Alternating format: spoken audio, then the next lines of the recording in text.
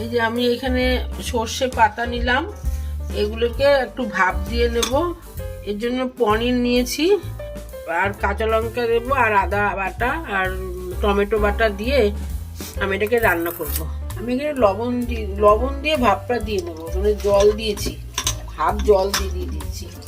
এই জলটা আবার ফেলে দেবো।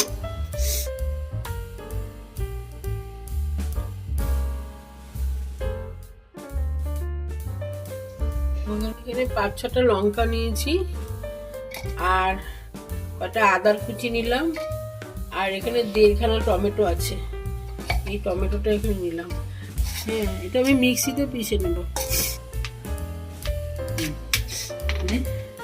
200 গ্রাম পনির, হাফ পনির আছে, এটাকে একটু ভেজে নেব। একটু হলুদ আর লবণ, এটা দিয়ে আমি একটু মেখে নিচ্ছি।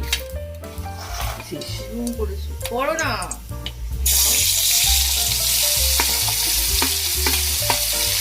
ঢুকবে না, টাইম লাগবে। মেয়েরা দেখবে তো ভাই, ভালো তো।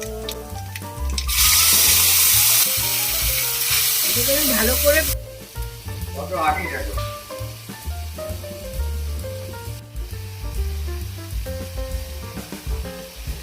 কষাটা হয়ে গেছে। এবার আমি এইখানে এই বাটাটাকে দিয়ে দেবো, সর্ষে শাকটাকে মানে এখানে আমি দিয়ে দিচ্ছি, দিয়ে এটাকে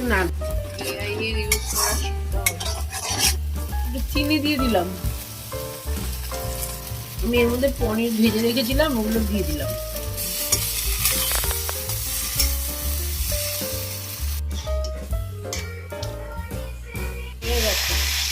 এবার নামিয়ে ফেলি।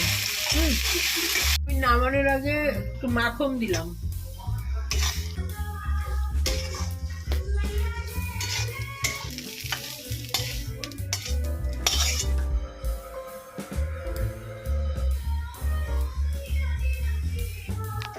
আলুটা নাই,